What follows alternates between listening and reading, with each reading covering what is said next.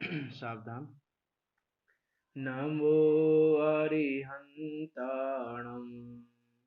नमो सिद्धाणं नमो आयर्याणं नमो उवाध्यायाणं नमो लोये सव्यसाहुणं मंगलम भगवान वीरो मंगलम गौतमो गणी मंगलम कुंद कुंदार्यो जैन धर्मोस्तु मंगलम सर्वमंगल मांगल्यम सर्वकल्याणकारकम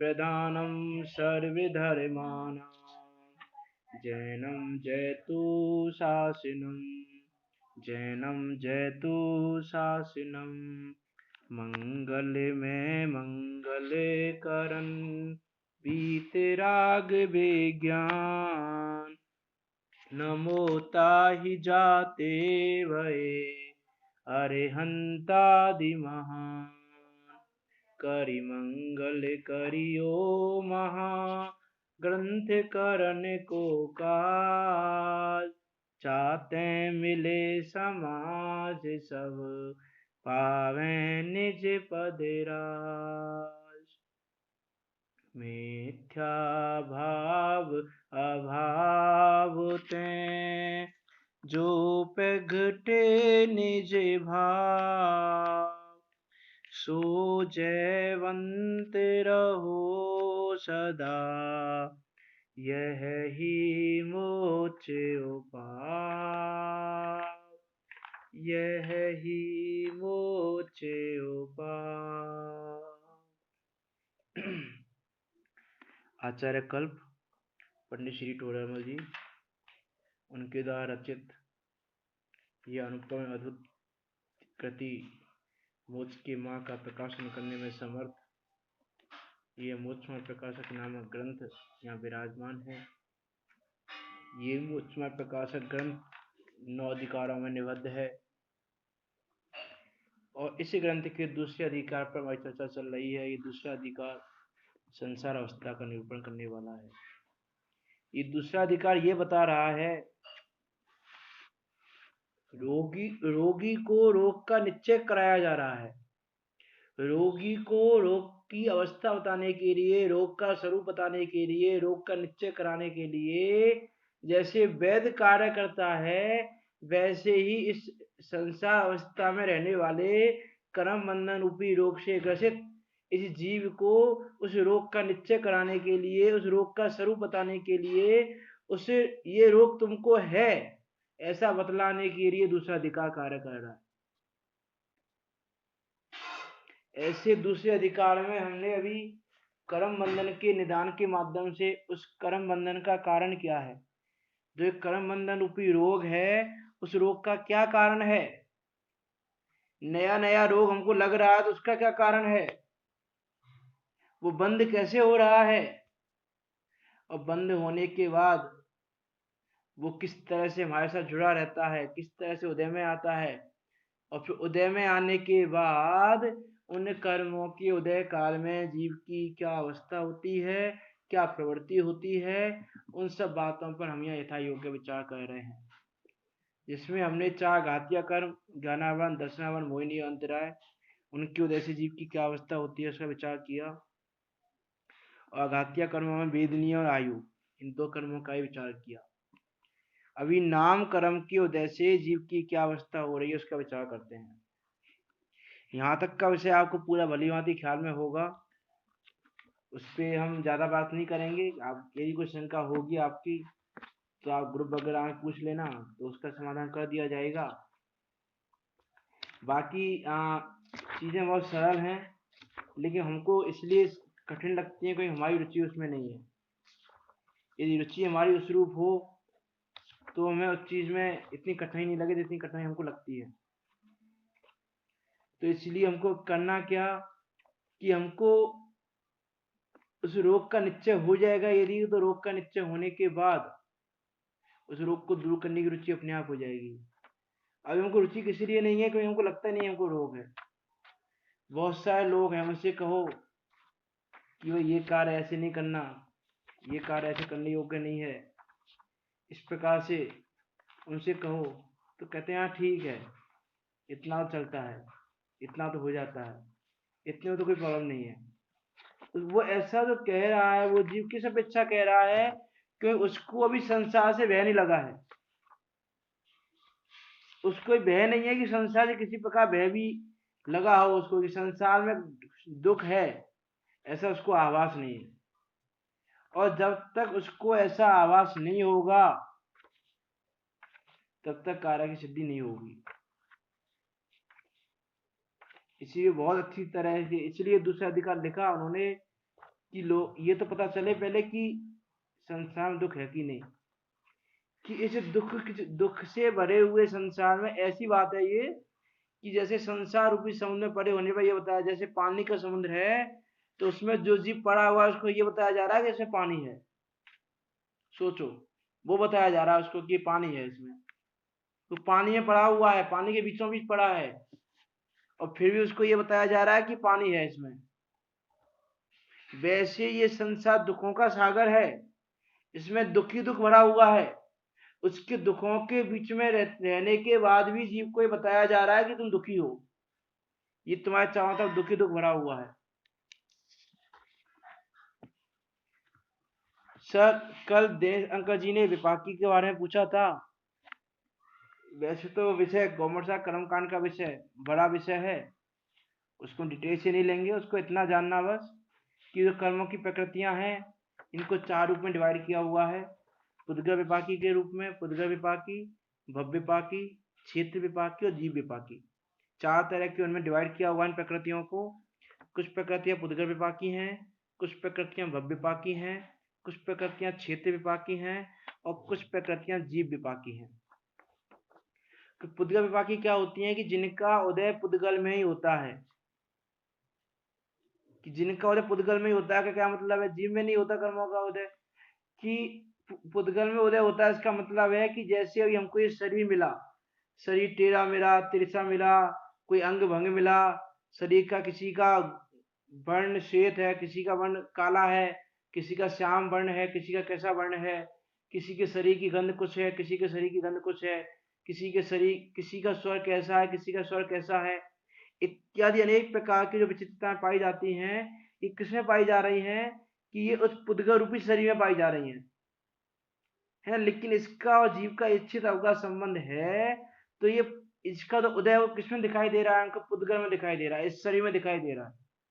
तो ऐसे जो शरीर नाम कर्म है आदि हैं, वो पुद्गल विपाकी प्रकृतियां कही जाती हैं, उसकी जो प्रकृतियां हैं वो उसमें कही जाती हैं। ऐसी पुद्गल विपाकी प्रकृतियां प्रसाद नाम क्रम में भी सारी प्रकृतियां पुद्गल विपाकी नहीं है, 93 में से 50 प्रकृतियां पुद्गल विपाकी हैं। इसको ज्यादा डिटेल से नहीं लेंगे हम। उसके बाद भव्य विपाकी की बात करें तो जिनका विशिष्ट ब्रह्मय उदय होता है, ये भव्य विपाकी होती है। जैसे आयु कर्म है तो किसी पर्टिकुलर ब्रह्मय उदय में आती है, जैसे मनुष्य आयु कर्म है तो मनुष्य ब्रह्मय उदय में आएगी। वो ऐसा नहीं है कि मनुष्य आयु का उदय तुमको तिर्यंश ब्रह्म में आ जाए, कि तिर्यंश के ब्रह्म में तुमको मनुष्य आयु का उदय नहीं आएगा, मनुष्य आयु का उदय आएगा मनुष्य ब्रह्म में ही,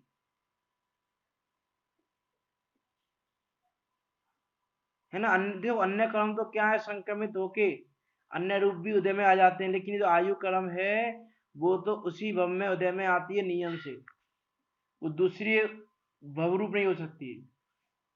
तो मनुष्य आयु का उदय मनुष्य भव में ही आएगा। तो ऐसी जो प्रकृतियां होती हैं उनको कहते हैं भव्य विपाकी प्रकृतियां। और तीसरी होती है क्षेत्र विपाकी प्रकृतियां, कि जिनका उदय क्षेत्र में ही आता है। क्षेत्र का क्या मीनिंग है, मुख्यतः यहाँ क्षेत्र की तो बात ली है, कि जैसे हम इस शरीर को छोड़कर अन्य शरीर में जाते हैं तो क्षेत्र से क्षेत्रांतर होते हैं, कि इस जैसे हम मनुष्य लोक से जाके हमने मान लो स्वर्ग की पर्याय बांधी या नरक की पर्याय बांधी, तो स्वर्ग लोक में जा रहे हैं या नारकियों के लोक में जा रहे हैं। तो एक क्षेत्र को छोड़ के दूसरे क्षेत्र में जा रहे हैं, तो एक क्षेत्र से दूसरे क्षेत्र में जाते समय बीच का जो काल है उस समय जो प्रकृतियां उदय में आती हैं उनको कहते हैं क्षेत्र विपाकी प्रकृतियां। और वो 4 अनुपूर्वी प्रकृतियां हैं जो क्षेत्र विपाकी प्रकृतियां जो उस समय उदय में आती हैं। उसका मेरे हिसाब से मैंने नामकरण के उदय में पहले चर्चा की थी, घाती अघाती कर्म और उसके कार्य में। और जीव विपाकी प्रकृतियां हैं कि जो प्रकृतियां जीव की नरक आदि पर्याय को उत्पन्न करने का कारण है, वो जीव विपाकी प्रकृतियां हैं। 78 प्रकृतियां टोटल 148 में से जीव विपाकी हैं, है ना। कि देखो 50 प्रकृतियां नामकरण की किसमें गई, पुद्गल विपाकी में। कितनी प्रकृतियां बची, 43 बची। उस 43 में से 27 जीव विपाकी हैं और बाकी फिर भव विपाकी और क्षेत्र विपाकी में वर्णन आता है। देखो 50 प्रकृतियां तो मतलब टोटल हम कहें 62 प्रकृतियां टोटल जो है वो पुद्गल विपाकी में आती हैं। 50 प्रकृति तो हैं जो स्पर्श आदि लगा के हैं देह के।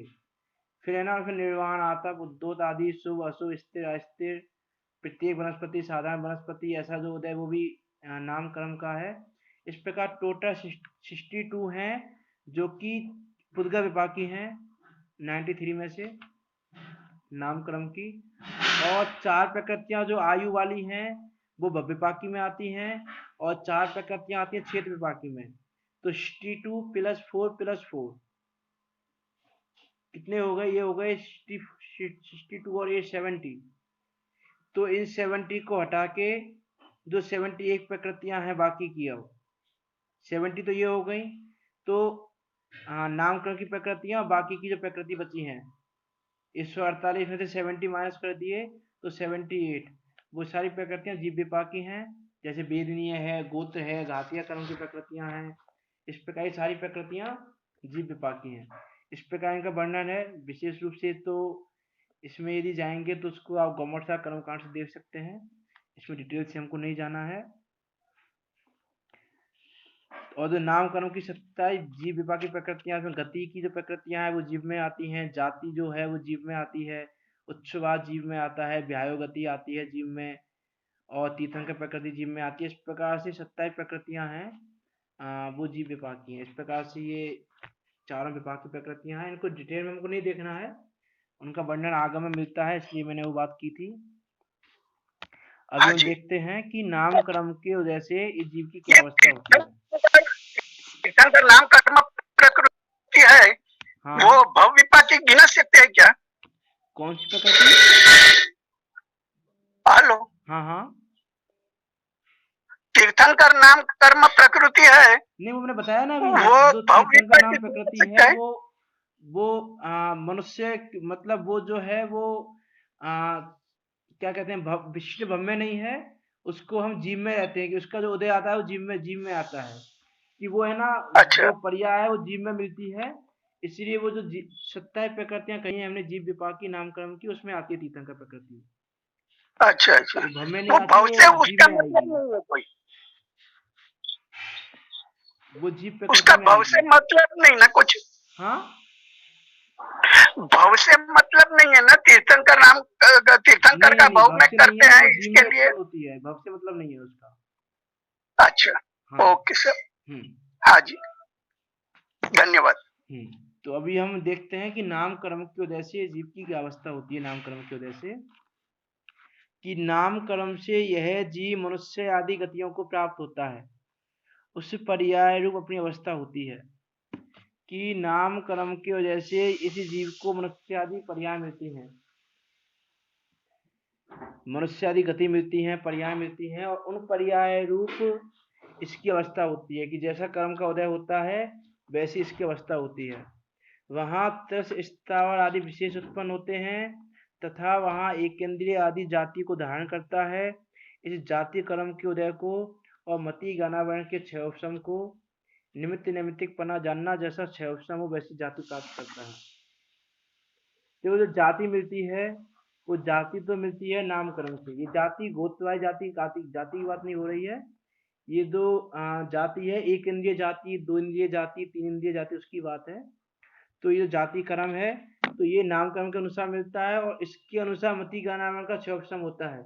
ऐसा निमित्त नैमित्तिक संबंध है कि जिसको एक इंद्रिय जाति कर्म जिसने बांधा हो नामकरण एक इंद्रिय जाति वाला, उसको क्षयोपशम भी उसके अनुरूप ही मिलेगा। तो ऐसा क्षयोपशम का और उसका निमित्त नैमित्तिक संबंध है, और एक इंद्रिय आदि जाति को धारण करता है, तब स्थावर आदि विशेष उत्पन्न होते हैं। हाँ, तो जीव की देखो, जीव के जो ये नाम कर्म है, गति है, जो चारों चारों को जो गति मिलती है वो नामकरण अनुसार मिलती हैं। पांचों जाति, एक इंद्रिय, दो इंद्रिय, तीन इंद्रिय, चार इंद्रिय, पांच इंद्रिय, पांचों जातियां, ये भी नामकरण अनुसार मिलती हैं। जो शरीर है, औदारिक, व्यक्तिगत, आहारक, तेजस और कारमान, ये शरीर भी जो मिलता है वो नामकरण अनुसार मिलता है। और शरीर के बाद यदि हम उसमें आते हैं, बंधन नामकरण भी आता है। इस शरीर के जो परस्पर बंधन होता है और जो संघात होता है इत्यादि प्रकार से संस्थान, शयनन जो मिलते हैं जीव को, कि जीव का संस्थान क्या है, शयनन क्या है, कौन सी पर्याय में कौन सा शयनन होता है। जैसे वज्र ऋषभ नाराज शयनन होता है तीर्थंकरों को। इस प्रकार से शरीरों का 6 प्रकार का शयनन है, 6 प्रकार का संस्थान है। अंगोपांग होते हैं जो औदारिक, व्यक्ति, आहारक, शरीर में अंगोपांग मिलते हैं, तो अंगोपांग भी नामकरण अनुसार मिलते हैं। स्पर्श जो मिलते हैं, 8 प्रकार के स्पर्श, कि किसी के शरीर का स्पर्श कैसा है, किसी का स्पर्श कैसा है, वो स्पर्श आदि भी नामकरण अनुसार मिलते हैं। जो रस है 500, कि वो रस भी नामकरण अनुसार मिलते हैं। गंध जो मिलती है वो भी नामकरण अनुसार मिलती है। जो वर्ण मिलता है जीव को, कि जीव का वर्ण कैसा है, वो जीव का वर्ण भी नामकरण के अनुसार मिलता है। और चार अनुपूर्वी होती हैं, कि जो विज्ञा गति होती है, एक क्षेत्र से दूसरे क्षेत्र में जाते समय, उस समय जो पूर्व शरीर का आकार रहता है उसको अनुपूर्वी नामकरण कहते हैं। तो वो अनुपूर्वी भी नामकरण के अनुसार मिलती है। ब्याह्यो गति है, ब्याह्यो गति भी उसके अनुसार मिलती है। इस प्रकार से हम देख सकते हैं अगु लघु नामकरण है, उपघात है, परघात है, उच्चवास है, आतप, उद्धोत आदि अनेक प्रकार के भेद मिलते हैं। सूक्ष्म बाधा मिलता है। पर्याप्त, ये पर्याप्तक है कि अपर्याप्तक है, ये पर्याप्त अपर्याप्तक भी नामकरण के अनुसार मिलता है। ये प्रत्येक वनस्पति है कि साधारण वनस्पति है, ये तो प्रत्येक और साधारण का है, ये भी नामकरण के अनुसार है। तरस है, हम जैसे तरस हैं, हमको तरस नामकरण का उदय है। और एक इंद्रिय आदि जीवन को स्थावर नामकरण का उदय है, तो तरस स्थावर भी नामकरण में आते हैं। शुभ अशुभ, सुभग दुर्भग, स्थिर अस्थिर, सुस्वर है कि दुस्वर है, कि किसी के शरीर में कांति है, कोई किसी का शरीर कांति रहित है, ऐसा आधे अनादि नामकरण वो भी नामकरण को जैसे है। किसी का यश बहुत ज्यादा है, किसी का यश नहीं हो रहा है, तो यश नामकरण और आयस नामकरण भी नामकरण है। इस प्रकार से अनेक निर्माण आदि नामकरण है, तीर्थंकर नामकरण है। इस प्रकार से 93 जो प्रकृतियां हैं उसके अनुसार ही सारी व्यवस्था मिलती हैं। तो नामकरण से यह जीव मनुष्य आदि पर्यायों को, गतियों को प्राप्त होता है। उस पर्याय रूप अपनी अवस्था होती है, वहाँ त्रस, स्थावर आदि विशेष उत्पन्न होते हैं, तथा वहाँ एक इंद्रिय आदि जाति को धारण करता है। इस जाति कर्म के उदय को और मति ज्ञाना वर्ण के 6 को निमित्त नैमित्तिकपना जानना, जैसा 6 हो वैसी जाति प्राप्त करता है। कि जैसा जीव को 6 वैसी जाति प्राप्त करता है, कि जो जाति मिली, एक इंद्रिय मिली तो 6 भी एक इंद्रिय जैसा है, दो इंद्रिय की जाति मिली तो 6 भी दो इंद्रिय जैसा है। इस प्रकार से इनमें निमित्त नैमित्तिक संबंध बनता है। और शरीरों का संबंध होता है, इसको डिटेल में नहीं लेंगे ज़्यादा। हमने नामकरण की जब घाते घाती का कार्य देखा था, वहाँ पर भी हमने डिटेल से देखा था, बहुत ज़्यादा डिटेल में नहीं लेंगे इसको हम। तथा शरीरों का संबंध होता है, वहाँ शरीर के परमाणु और आत्मा के प्रदेशों का एक बंधन होता है। एक छेद बंधन होता है शरीरों के परमाणु का और आत्मा के प्रदेशों का। वहाँ संको विस्तार रूप होकर शरीर प्रमाण आत्मा रहता है, कि जो संको विस्तार की शक्ति है जीव की, चींटी के शरीर में भी उतने प्रदेश हैं और मनुष्य के शरीर में भी उतने प्रदेश हैं, हाथी के शरीर में भी उतने प्रदेश हैं। जीव के प्रदेश से ज़्यादा कम ज़्यादा नहीं होते, संको विस्तार की शक्ति होती है, तो उसके अनुसार शरीर प्रमाण आत्मा रहता है। तथा 9 कर्म रूप शरीर में अंगोपांग आदि के योग्य स्थान प्रमाण सहित होते हैं, कि अंगोपांग आदि जो मिलते हैं वो भी नामकरण को जैसे मिलते हैं, और वो अंगोपांग आदि योग्य स्थान पर रहते हैं, कि जहाँ जिस अंग का होना है वहाँ वही अंग होता है ना, कि वो भी प्रमाण सहित होते हैं, योग्य स्थान पर होते हैं। तो ये जो प्रमाण सहित का मतलब क्या है, कि जैसी आंखें नॉर्मल होती हैं, सारे मनुष्यों की आंखें नॉर्मल ही होती हैं, थोड़ा सा चेंज हो तो हो, ज्यादा चेंज नहीं होता है। कि जो प्रमाण है एक उतना ही प्रमाण रहता है, और जिस स्थान पर आंखें रहती है उसी स्थान पर रहती है। सबकी आंखें मनुष्यों की उसी स्थान पर है। सिंह पर्याय में सिंह की आंखें जहाँ रहती हैं वहीं रहती हैं, गाय की आंखें जहाँ रहती हैं वहीं रहती हैं, खरगोश की आंखें जहाँ रहती हैं वहीं रहती हैं। मीन्स हर किसी की आंखें जहाँ होनी चाहिए उसी स्थान पर आंखें आदि जितनी भी चीजें ले सकते हैं हम, जितने भी अंग हैं और उतने प्रमाण रूप होते हैं उतने ही स्थान पर होते हैं। ये एक निर्माण नामकरण है। निर्माण नामकरण उसके अंदर आते हैं प्रमाण भी और स्थान भी, कि कितने प्रमाण के होंगे और किस स्थान पर होने हैं, वो निर्माण नामकरण के अनुसार होता है कि निर्माण नामकरण कैसा है। उसके अनुरूप नौकरण रूप शरीर में अंगों पांग आदि के योग का स्थान प्रमाण सहित होते हैं। इसी से स्पर्शन रसना आदि द्रव्य इंद्रियां उत्पन्न होती हैं। हृदय स्थान में 8 पंखुड़ियों के फूले हुए कमल के आकार का द्रव्यमन होता है, कि इसी के अनुसार हमको स्पर्शन रसना आदि तो द्रव्येंद्रियां वो उत्पन्न होती हैं। कि स्पर्श नामकरण कैसा है, रस नामकरण कैसा है, गंध नामकरण कैसा है, उसके अनुसार वो सारी चीजें बनती हैं। और ये मन भी मिलता है तो मन भी उसके हिसाब से मिलता है नामकरण के अनुसार। और उस शरीर में ही आकार आदि का विशेष होना, वर्ण आदि का विशेष होना और स्थूल सूक्ष्म आदि का होना इत्यादि कारक उत्पन्न होते हैं। सो वे शरीर रूप परिणमित परमाणु इस प्रकार परिणमित होते हैं, कि जो शरीर रूप परिणमित होने वाले परमाणु है वो उसके अनुसार ही परिणमित होते हैं, कि जैसा नामकरण हमने बांधा है। तथा श्वासोच्छ्वास और स्वर उत्पन्न होते हैं, वे भी पुद्गल के पिंड हैं। दो श्वासोच्छ्वास है, जी जो श्वास चल रही है हमारी, वो श्वासोच्छ्वास भी एक उच्छ्वास नामकरण उसके अनुसार मिलती है ना। नामकरण के अनुसार हमको श्वासोच्छ्वास मिला है और उसके अनुसार ही हमको स्वर आदि मिले हैं, सुस्वर दुस्वर इत्यादि प्रकार से भेद बनते हैं उसके। तो जैसा उसका उदय है, जैसा नामकरण बांधा, जैसे हमने परिणाम किए हैं और उस परिणाम के अनुसार जैसा हमने कर्म बांधा उसके अनुसार उदय में आएगा। कि किसी का स्वर बहुत मीठा होता है, बहुत मधुर होता है, अच्छा लगता है सुनने में, और किसी का स्वर होता है कि दूर से भागते हैं सुन के, तो सुस्वर दुस्वर नामकरण है। कि यदि तुमने नामकरण सुस्वर बांधा है तो तुम्हारा स्वर उसका जब उदय आएगा तो मधुर ही होगा, और यदि तुमने दूसरा नामकरण बांधा है तो तुम्हारा जब उदय आएगा उसका तो तुम्हारा स्वर बुरा ही होगा, है ना। तो श्वास उच्छ्वास और स्वर उत्पन्न होते हैं, वो भी नामकरण के अनुसार हैं, वे भी पुद्गल के पिंड हैं और शरीर से एक बंधन रूप हैं। इनमें भी आत्मा के प्रदेश व्याप्त हैं। वहां श्वासोच्छ्वास तो पवन है, जैसे आहार का ग्रहण करे और निहार को निकाले तभी जीना होता है, उसी प्रकार बाह्य भवन को ग्रहण करे, बाह्य पवन को ग्रहण करे और अभ्यंतर पवन को निकाले तभी जीवितव्य रहता है। कि श्वासोच्छ्वास तो क्या है, वायु है एक तरह की जो हम ले रहे हैं। जैसे कहते हैं ना ऑक्सीजन लेना और कार्बन डाइऑक्साइड छोड़ना, O2 लेना और CO2 छोड़ना। तो जैसे आहार को हम ग्रहण करते हैं और आहार का ग्रहण करना और फिर निहार आदि करना, मल आदि के द्वारा उसको निकालना, ये दोनों क्रियाएं होने पर ही जीना होता है। उसी प्रकार बाह्य पवन को ग्रहण करें और अभ्यंतर की पवन को बाहर निकालें तभी जीवितव्य रहता है। इसलिए श्वासोच्छ्वास क्या है, जीवितव्य का कारण है।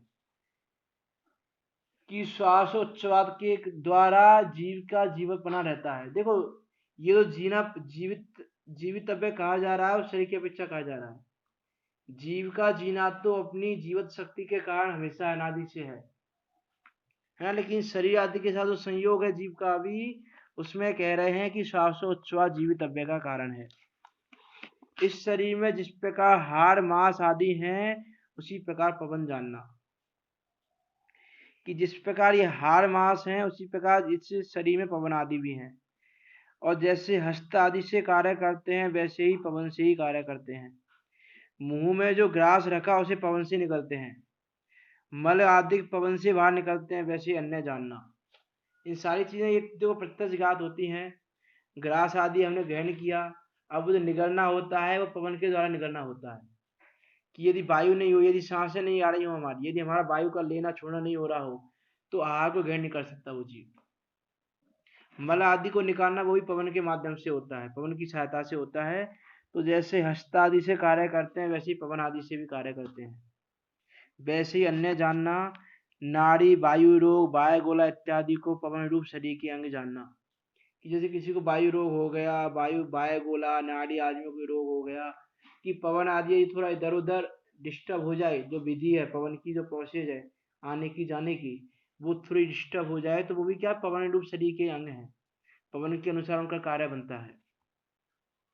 स्वर है वह शब्द है, सो जैसे वीणा की तात को हिलाने पर भाषा रूप होने योग्य जो पुद्गल स्कंद हैं वे साक्षर और अनक्षर शब्द रूप परिणमित होते हैं।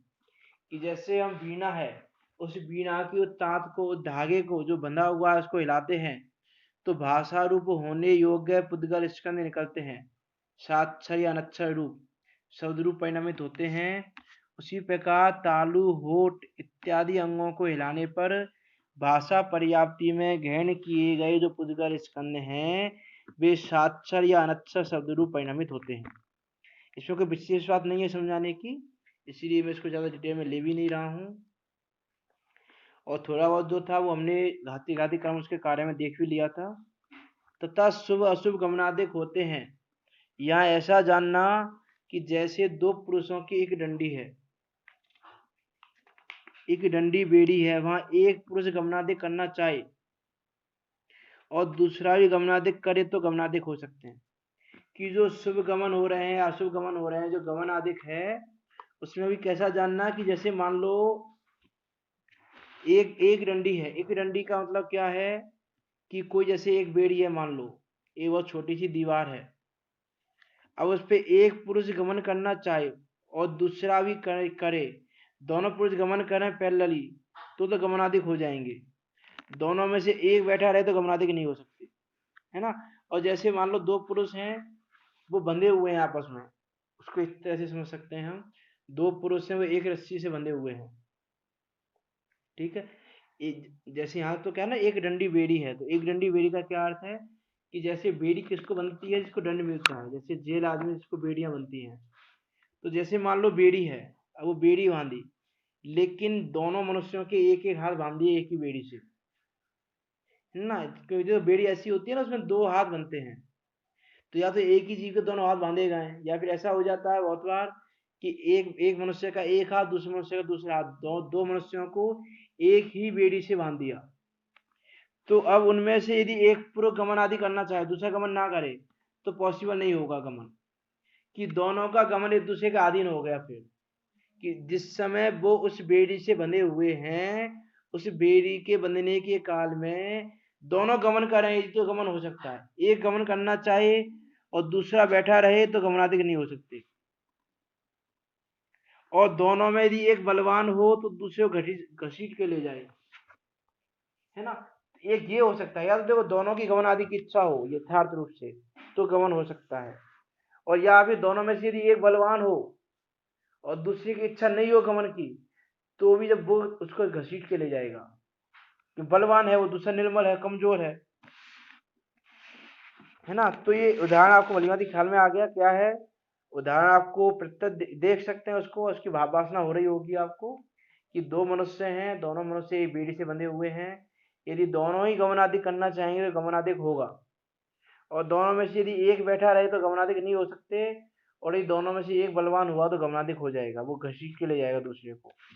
उसी प्रकार आत्मा के और शरीर आदि रूप पुद्गल के एक छेद अवगारू बंधन है, कि जो आत्मा के प्रदेश हैं और शरीर आदि रूप जो पुद्गल के प्रदेश हैं उनका एक छेद अवगारू बंधन है, जो पुद्गल के परमाणु है उनका और आत्मा के प्रदेशों का उनका एक छेद बंधन है, कि जिस क्षेत्र में आत्मा के प्रदेश हैं उसी प्रदेश में शरीर आदि पुद्गल के पिंड है।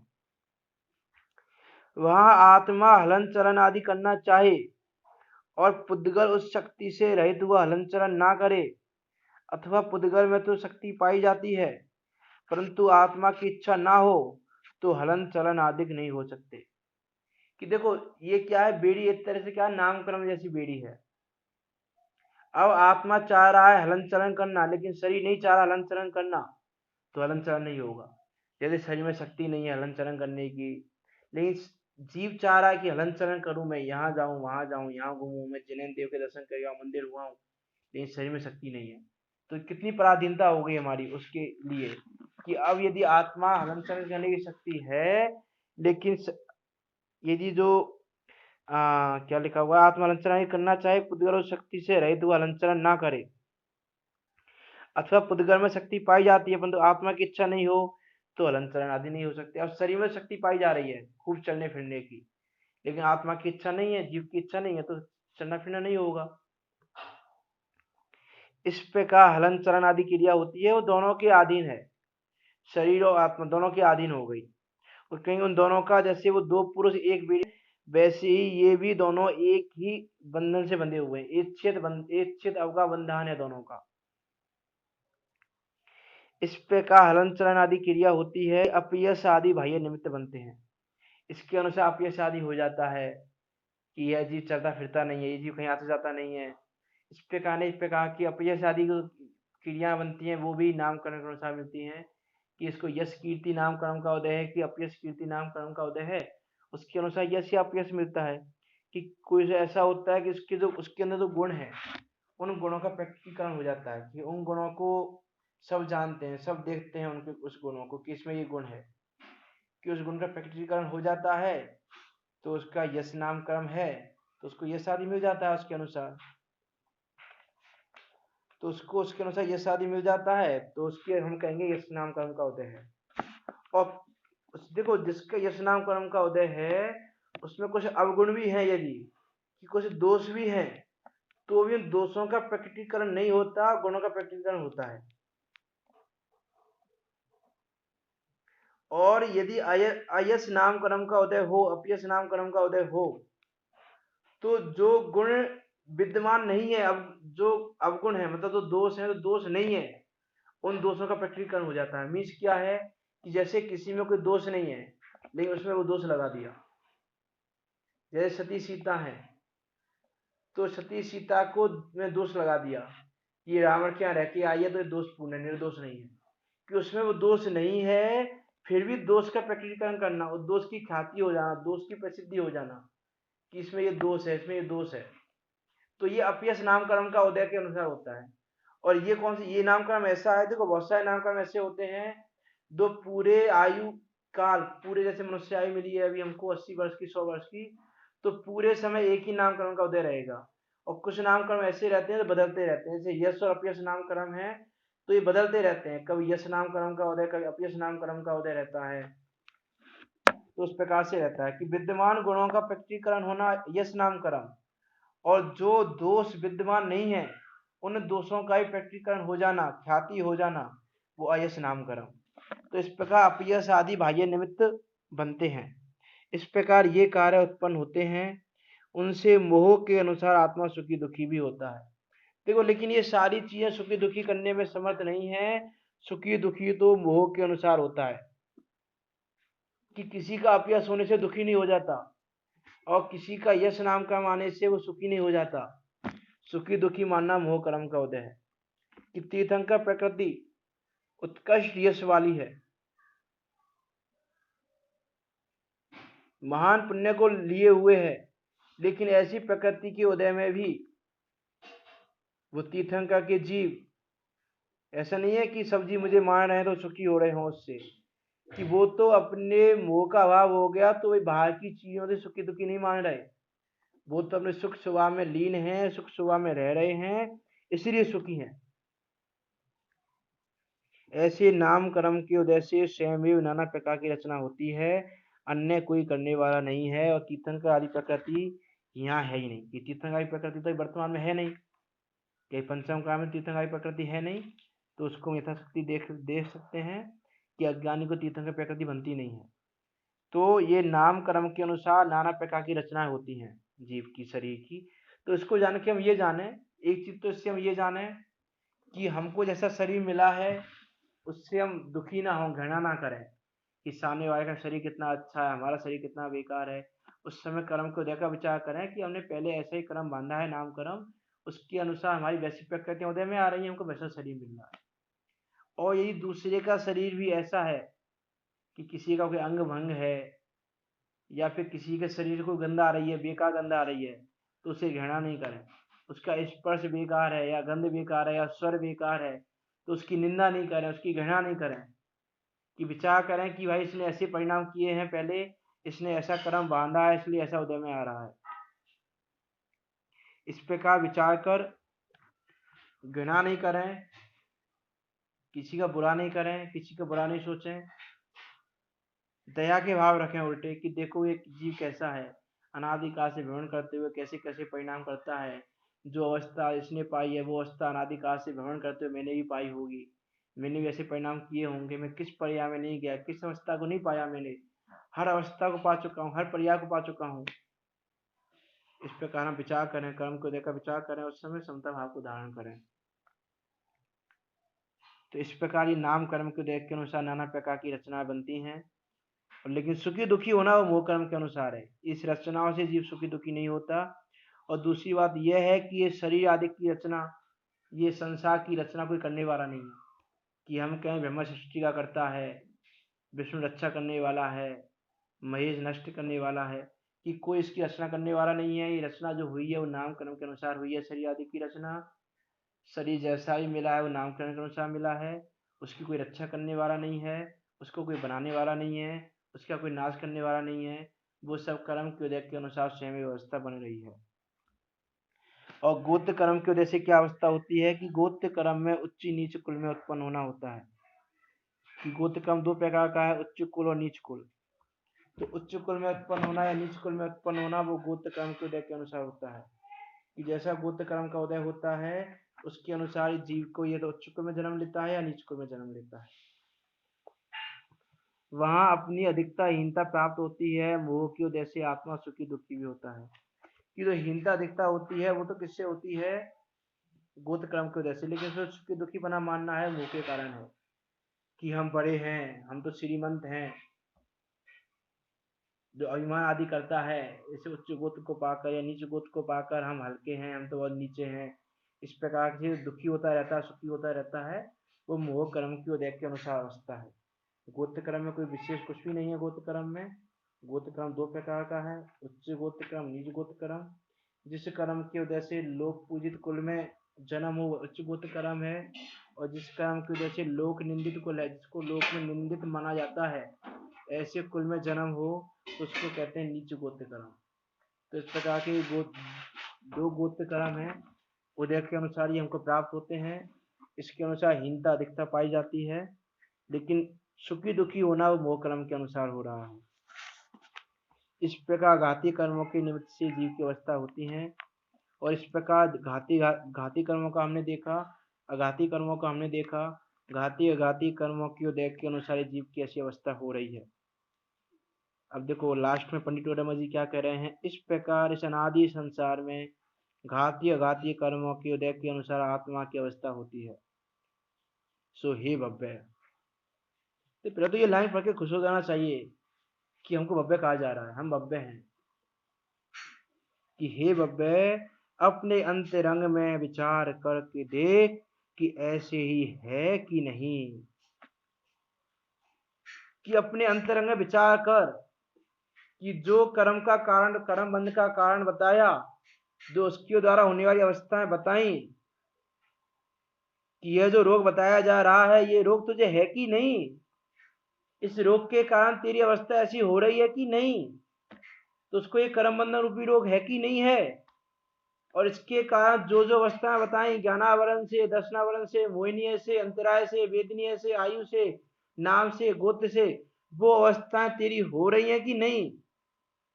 जैसे ज्ञानावरण से ज्ञान की हीनता बताई, पराधीनता बताई, दर्शन की हीनता बताई, मिथ्या श्रद्धान बताया, मोहिनीय दर्शन मोहिनीय से, चरित्र मोहिनीय से मिथ्या आचरण बताया, कषाय आदि के भाव बताए कि कषाय आदि के उदय के समय जीव कैसी कैसी प्रवृत्ति करता है, वैसी प्रवृत्ति तेरे होती है कि नहीं।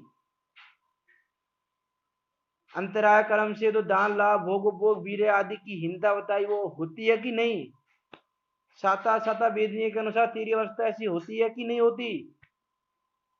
आयु कर्म के अनुसार शरीर की स्थिति ऐसी पाई जाती है कि नहीं पाई जाती। ये शरीर की भिन्न भिन्न अवस्थाएं पाई जाती है कि नहीं पाई जाती, जो नाम कर्म की बताई हैं। गोत्र कर्म के अनुसार ऊंच नीच गोत्र मिलता है कि नहीं मिलता। इस प्रकार ये अवस्थाएं हैं कि नहीं तेरे, इसका विचार कर, अंतरंग से विचार कर। यदि विचार करने पर ऐसा ही प्रतिभाषित होता है, विचार करने पर ऐसा ही प्रतिभाषित होता है कि यदि तुम सही तरीके से अंतरंग से विचार करोगे तो तुमको ये प्रतिभाषित होगा कि हाँ, मुझको ज्ञान दर्शन वीर आदि की हीनता है, सुख है ही नहीं, मैं प्रत्येक समय दुखी हो रहा हूं, ये मुझे बेकारी दशाएं हो रही हैं, शरीर आदि का योग मुझे मिला हुआ है। यदि ऐसा है तो तू यह मान कि मेरे अनादि संसार रोग पाया जाता है। कि यदि ऐसा है तो तू ये मान के चल कि अनादि से तेरे संसार रूपी रोग पाया जाता है। कि जैसे वैद्य रोग को निश्चय कराता है कि रोग का कारण यह है, विचार कर कि तूने ये कारण ग्रहण किया था कि नहीं किया था, इस रोग के कारण ये अवस्थाएं हो रही हैं, ये अवस्था तेरे हो रही है कि नहीं, विचार कर। और विचार करने पर ऐसा ही प्रतिभाषित होता है, क्योंकि तुम रोगी हो तो तुमको प्रतिभाषित होगा ऐसा ही कि हाँ, मैंने ये कारण ग्रहण किए थे, ये अवस्था मेरी हो रही है। यदि ऐसा है तो तू यह मान कि तुझको ये रोग है। वैसे यदि तुझको ये प्रतिभाषित हो रहा है कि हमारी ये अवस्थाएं हो रही हैं, हमने ये कारण ग्रहण कर रहे हैं प्रति समय जो कर्म बंधन के कारण है, तो तू ये मान कि मेरे अनादि से संसार रूपी रोग पाया जाता है। यदि ऐसा है तो तू ये मान कि मेरे अनादि संसार रोग पाया जाता है, उसके नाश का मुझे उपाय करना। इसी विचार से तेरा कल्याण होगा। कि अंतरंग पूर्वक विचार कर इस चीज का, और अंतरंग पूर्वक विचार करके तेरे ये संसार रूपी रोग पाया जाता है, ऐसा निश्चय करके इस रोग के नाश करने का उपाय कर। कि जैसे वो रोगी है, रोग का निश्चय करके रोग का नाश करने का उपाय करता है। अब रोग का नाश करने का उपाय कैसे होगा? कि शुद्धात्म द्रव्य के श्रद्धा ज्ञान आचरण से होगा। तो उस तत्व का श्रद्धान क्या है, तत्व क्या है, उसका कैसे आचरण किया जाए, शुद्धात्मा कैसे लीन हुआ जाए, इस सब पे वो जी विचार करेगा। जैसे रोगी को रोग का निश्चय हो गया कि ये रोग है, अब वो डॉक्टर की वली, जो वैद्य है, उस वैद्य की भलीभांति सुनेगा कि वो वैद्य क्या उपाय बता रहा है, इस रोग का नाश कैसे हो सकता है, मुझे क्या ग्रहण करना है, क्या चीज मुझे खानी है, क्या सेवन करना है, क्या सेवन नहीं करना है, किसका सेवन करना है, किसका सेवन नहीं करना है, कब करना है सेवन, कैसे करना है सेवन, उन सारी बातों को भली भांति सुनेगा और भली भांति ग्रहण करके उसी के अनुरूप उस उपाय को ग्रहण करेगा तो उसका रोग दूर हो जाएगा।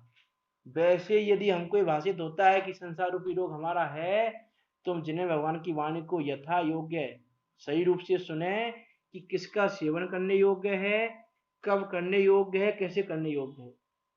जैसे सुबह हमने लिया ना मूर्ताओं में और अनायतनों में, कि किसी का भी सेवन करने मत बैठ जाओ, किसी भी देव का, गुरु शास्त्र का, कौन से देव, कौन से शास्त्र, कौन से गुरु सेवन करने योग्य हैं, कौन से सेवन करने योग्य नहीं है, कौन पूजन करने योग्य है, कौन पूजन करने योग्य नहीं है, इन सारी बातों का व्यवस्थित रूप से विवेक रखना है। कि दवा लेनी है तो किस चीज को ग्रहण करना है, किस चीज को ग्रहण करने से दवा का उल्टा असर हो जाएगा। जैसे वैद्य बताता है कि इन चीजों को नहीं खाना अभी, तो वैसे जिनेंद्र देव यहाँ बता रहे हैं कि इन चीजों को सेवन नहीं करना, और इन चीजों को सेवन करोगे तो तुम्हारा ये रोग बढ़ेगा। इस प्रकार ये निश्चय कर कि मेरे अनादि संसार रोग पाया जाता है, उसके नाश का मुझे उपाय करना। इस विचार से तेरा कल्याण होगा। पंडित टोडरमल जी कह रहे हैं कि ये जो तेरी अवस्था हो रही है, इसको सर्व भगवान ने देखा है, और पंडित टोडरमल जी ने, जिन्हें भगवान की वाणी के अनुसार, पूर्वाचारों की वाणी के अनुसार तुमको ये निश्चय कराया है कि तुमको ये रोग है, तो अब ये निश्चय करो कि तुमको ये रोग है, और रोग का निर्णय करके जिनवाणी माँ के पास आओ कि जिनवाणी माँ, इस रोग के नाश का उपाय बताओ। ये जिनवाणी रूपी वैद्य के पास आओ, ज्ञानियों के पास आओ, और ऐसे जिनवाणी माँ की शरण में आकर जिनवाणी माता रूपी वैद्य से इस रोग के नाश का उपाय जानकर उस उपाय को ग्रहण करो, जिससे रोग का नाश हो। इस प्रकार आप सब अंतरंग में विचार करें कि हमको ये संसार रूपी रोग है और हमको ये संसार रूपी रोग का अभाव करना है। इस प्रकार विचार करते हुए हम सब शुद्धांत तत्व को जाने, संत भाव धारण करें कर्मों के उदय के काल में कर्म के उदय का विचार करें, संयोगी ये सब संयोग मात्र हैं, इन सबको जानते हुए कर्म का बंध जैसे ना हो वैसा कार्य करें और इस प्रकार करते हुए अपना मोक्ष मार्ग प्रशस्त करें। और हम सब सिद्धालय में जाकर विराजमान हो, इस मंगल भावना के साथ हम सब अपना यथा योग्य कार्य करते हुए मोक्ष मार्ग चलते रहें। और अभी दूसरे अधिकार की लास्ट विषय पर कुछ आप सबके सामने आई चुकी है।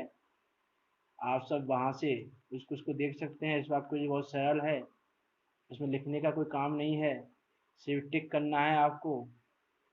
और सारे क्वेश्चन विचारणीय हैं, सरल भी हैं और स्वाध्याय परक हैं। इन सब चीज़ों का यथायोग्य विचार करते हुए अधिक से अधिक लोग उस कुछ के माध्यम से भाग लें और अधिक से अधिक लोगों को प्रेरित करें भाग लेने के लिए। इस तरह हमने कुछ को इसलिए सरल बनाया है कि अधिक से अधिक लोगों को आप सब प्रेरित करें, अधिक से अधिक लोगों को आप बताएं, प्रेरणा दें। देखो, ज्ञान दान के बराबर कोई दूसरा दान नहीं है। ये ज्ञान दान महादान है। इस ज्ञान का दान करने वाले जीव अल्पकाल में ही मोक्ष पद को प्राप्त करते हैं। केवल ज्ञान को प्राप्त करते हैं। ज्ञान दान का पद है, ज्ञान दान का फल है कि थोड़ा सा ज्ञान देने पर तुमको अनंत ज्ञान प्रकट हो जाए। ऐसी ज्ञान के दान की सामर्थ्य है। इसलिए आप सब अधिक से अधिक लोगों को प्रेरित करें कुछ में भाग लेने के लिए, क्योंकि कुछ में लोग जुड़ेंगे तो उसके माध्यम से लोगों का स्वाध्याय होगा। वास्तव में लोग समझेंगे कि वस्तु स्वरूप क्या है। उन सब चीज़ों का विचार करते हुए हम सब इस मोक्ष मार्ग प्रकाशन नामक ग्रंथ को पढ़ते हुए मोक्ष के मार्ग का प्रकाशन करें। इसी मंगल भावना के साथ अभी की वाणी को विराम देते हैं और इसी के साथ दूसरा अधिकार भी समाप्त होता है। आप सब भली भांति पूरे अधिकार में विचार करें, अच्छे से विचार करें और विचार करते हुए जो करने योग्य कार्य है उसको करें। इसके साथ जिनवाणी स्तुति। निज निधि निज में बता